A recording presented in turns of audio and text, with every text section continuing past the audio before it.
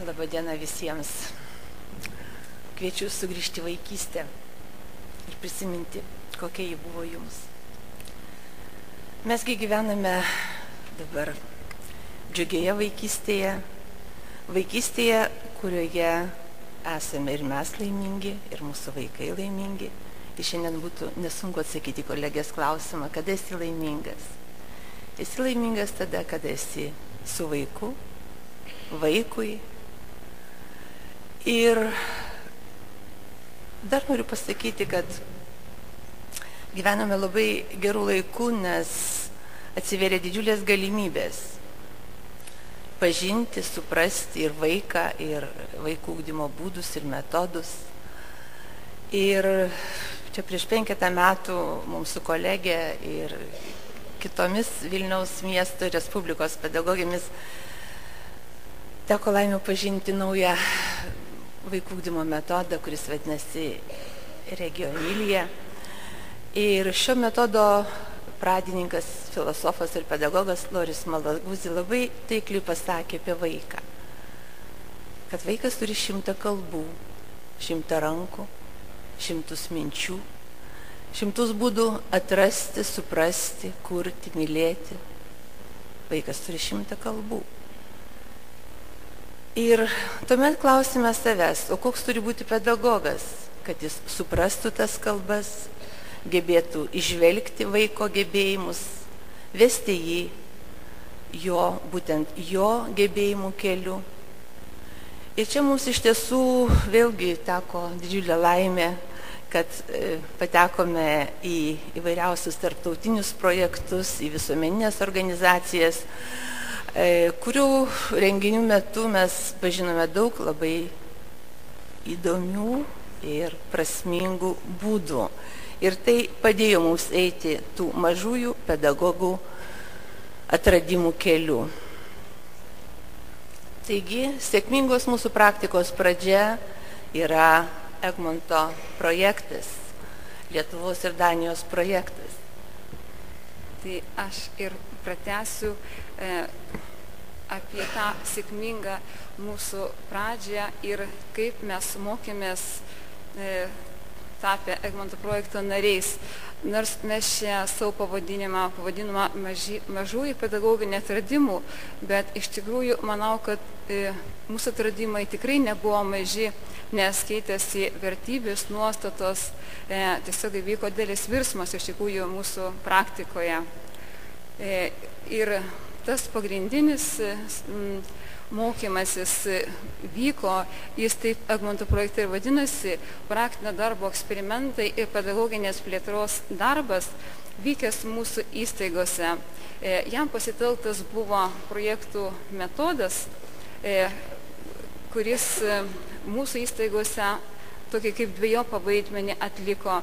Tai buvo kaip ir pedagoginės plėtros toks įrankis ir kartu ir toks pagrindinis organizacijos mokymosi metodais.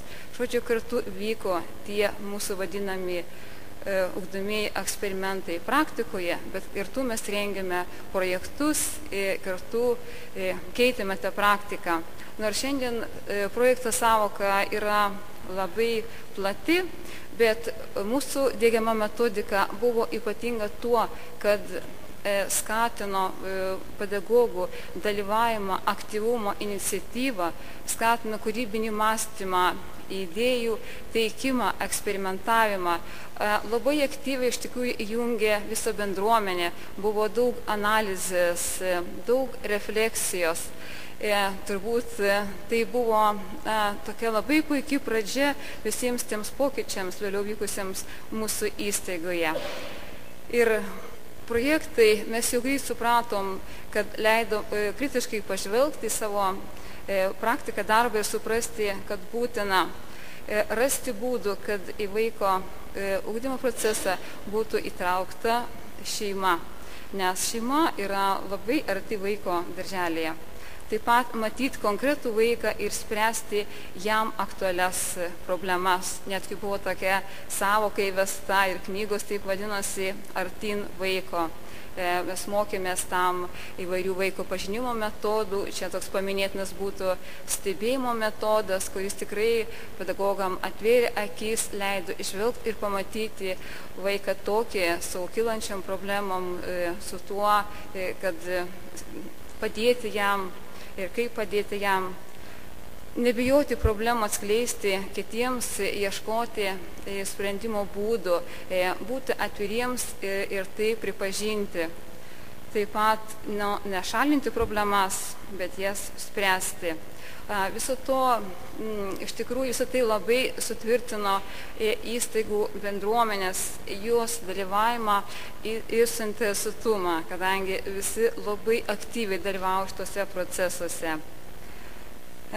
Ir tos kompetencijos, kurias mes įgyjome, manau, kad jos ypatingai svarbios jos ir šiandien yra, nes jos užtikrina gerą vaiko savijautą, kas ir yra svarbiausia, nes ir mūsų tikslas pagrindinis yra laimingas ir gerai besijaučiantis vaikas darželyje. Vaiko poreikių suvokimas, jo individualumo pripažinimas, įstaigos lankstumas kiekvieno vaiko atžvilgių, tiek derinant ritmą įstaigoje, tiek organizuojant veiklą.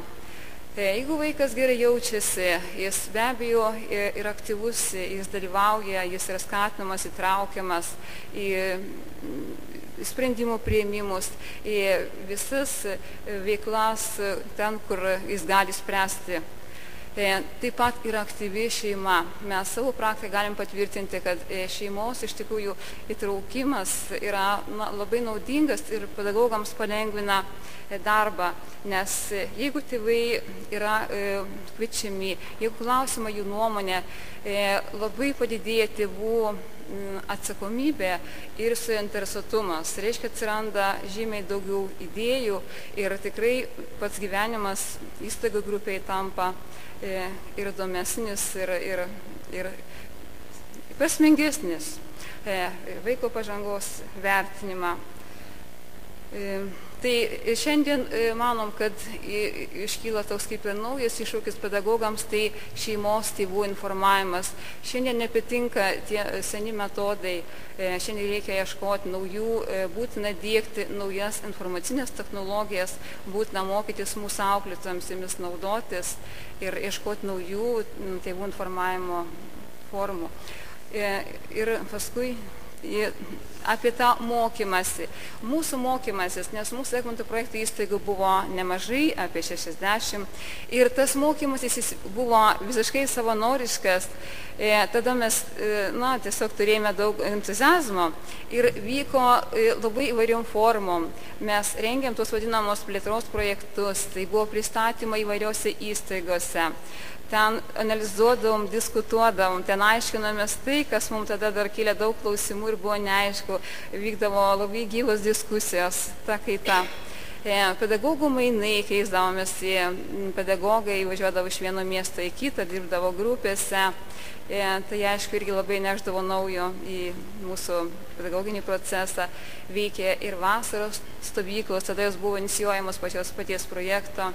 Taip pat jau rengėme seminarus, vienus pas kitas, irgi važiavom, kalbėjom apie savo praktiką, apie savo pokyčius, dalinomės ten tą baimę, tais atradimais, rengėme konferencijas ir pradėjome rengti kvalifikacinių programų ciklus, tiesiog pradėjome vystyti mūsų kaip ir patirties sklaidą, apibendrinom savo patirtį, apibendrinom projektus, sudėliojom. Ir iš tikrųjų jau eilę metų mes tai darome, kadangi vykdome pedagogo dalyvių apklausas ir visada mes matome jų atsiliepimai, yra ką jie gauna, ką jie įgyja mūsų seminaruose, kad tai iš tikrųjų padeda įgyti pasitikėjimo, skatina imtis ir juos iniciatyvų, moka išvelgti problemas ir ieškoti jų sprendimo būdų, tobulėja gebėjimą analizuoti ir diskutuoti, skatina keisti nuostatas, ir keistis šiandienėje situacijoje. Ir iš tikrųjų manome, kad ta mūsų patirtis, tas mūsų nueitas kelias ir tie mūsų atradimai, kuriais mes džiaugiamės, aišku, mes šiandien tai jau kitokie, bet kad jie yra aktualūs ir šiandieniam kontekste, nes kaip rodo nacionaliniai atlikti tyrimai, kad darželiuose šiandien daug kur yra prioritetas teikiamas tvarkai, drausmiai, paklusnumui, dominuoja pedagogas, vaikai ir tėvai turi nepakankamai galių spręsti, dalyvauti. Tai yra apie tą, koks yra gyvenimas šiandien mūsų dar įstaigose ir kaip profesionaliai. Ja, Regina sakė, kad buvo, veikėme, darėme, kūrėme, keliavome. Iš tikrųjų, tas procesas, tas prasmingas procesas tęsiasi ir toliau mes ieškome naujų idėjų, eksperimentuojame, žaidžiame kartu su vaikais ir čia matome, kaip puikiai vaikai jaučiasi, kurdami ant šviesos stalo, kuris atėjo į vaikų ugdymo erdvę kaip naujas erdvės, toks prasmingos erdvės objektas. Ir visa tai atsirado dėl to, kad mūsų mokytojai mus skatino keisti požiūrį į vaiką, į vaikystę ir būti šalia vaiko, kad netrukdyti jo kūrybos, o skatinti būti individualiu, pasitikėti savimi, daugiau bendrauti tarpusavyje vaikas su vaiku. Keitėsi požiūris į pedagogą. Mes nuolat sakėme, kad svarbiausia, kad pedagogas būtų kūrybingas, nuoširdus, šiltas ir kad jis sugebėtų būti šalia vaiko, visada jautrus ir išmintingas. Ir kad santykiai būtų visada grįsti pasitikėjimu, ramybę ir harmoniją. Iš tiesų keitėsi požiūris ir vaiko vaidybą. Vaidyba pakeitė saviraišką, nes vaikas kartais iš paprasto sukuria nepaprastą reginį, nepaprastą vaidmenį, nepaprastą savijautą. Ir čia norisi prabilti į mūsų vadovus, kad iš tiesų labai norėtume, kad tie mūsų pedagogai, tas tikrai mūsų aukso fondas, net pasakyčiau, kad jis būtų dar geriau skatinamas, kad vadovas turėtų kažkokį taip pat krepšelį, kad ir vaikas turi krepšelį, kad galėtų tos ypatingus vadovus dar labiau paskatinti būti su mumis, neišvykti į užsienį, neišeiti į privačius darželius, nes tai yra užauginti mūsų labai labai vertingi pedagogai. Ypatingas dėmesys kreipiamas aplinkos kaitai ir čia prisimena vėlgi mūsų mokytojų patarimai, kad spręskite problemas patys, ieškokite erdvių patys ir netgi prausiklėlė gali tapti vaiko kūrybinė laboratorija. Aplinka trečiasis pedagogas, kaip teigiama naujo metodo ir Džemilė metodo pažinime, tai iš tiesų aplinkoje medžiai, vaismedžiai, vaiskrūmiai ir vaikas nusiskynęs treškinę, ragauja, stebisi, džiaugiasi, nes šiandien dažnas miesto vaikas galvoja, kad uogos ir vaisiai auga Maksimoj. Iš tiesų aplinka skatina smalsumą, pažinimą, atradimus ir vėlgi pedagogas šalia. Aplinka turtinga augalyje, turtinga priemonėmis, turtinga galimybė jausti gerą savijautą, buvimą šalia. Iš tiesų, šiandien ir kūrybiškumas vaiko tampa nebetradicinis, tampa kitokiu, kai jis patenka į kitokią aplinką. Tai yra šviesos stalas paduoda naujus impulsus kūrybai. Ir aš tiesiog labai noriu pasidžiaugti mūsų tėvais, mūsų bendruomenė, kurie pirmieji padėjo parengti tą priemonę, sukurti ir dabar ją tobuliname ir labai džiaugiamės. Vaikai mokosi dirbti komandoje, mes mokomės ir komandinis darbas yra vienas iš mūsų sėkmės elementų. Aplinka jauki, visada šilta, visada maloni ir kviečianti net ir miegoti, ko vaikai labai dažnai nemėgsta. Vėlgi kartu su tėvais, su jų pagalba mes sukūrėme tokius miegamuosius Ir čia tiesiog taip pat būtų pasiūlymas jungti gamintojų ir pedagogų sumanimus, kad atsirastų kažkokie tai gamintojai, kurie kurtų būtent vaikų skirtą aplinką, būtent vaikų skirtas priemonės, kurios būtų jaukios, šiltos, malonios ir saugios. Tėvai visada šalia, tėvai visada džiugus, visada keliantis gerą nuotaiką ir jie yra mūsų partneriai. Rengiame įvairiausius projektus, kurie parodo ir vaiko kalbinę raišką, ir parodo šeimos darną, ir parodo tą gerą emocinę būseną. Statome namus, kuriame knygas, puošiame aplinką kartu su šeima. Ir iš tiesų, čia ir studentai mums labai svarbus, norėtųsi vėlgi kalbėti apie kažkokius tai naujus būdus, kad patraukti studentus iki mokyklinės įstaigas, kad jie ateitų dirbti, nes jie mums labai reikalingi, vaikai labai laukia studentų. Ir mūsų palinkėjimas būtų, kad Egmonto projektas vėl sugrįžtų į Lietuvą, girdėjome, kad sugrįžta mūsų mokytojai vėl, ir kad tas tinklas didėtų, ir kad mūsų bendradarbiavimas tęstųsi, ir kad mainų projektai būtų mūsų tobulėjimo šaltinis, mūsų tolesnio atradimų šaltinis, o pažintiniai vizitai tiesiog jie yra didžiausia vertybė praktikoje atrasti naujoves. Taigi buvome ir esame smalsus, o tikimės, kad būsime dar atviresni, dar stipresni, nes vaikystė to iš mūsų laukia. Ačiū.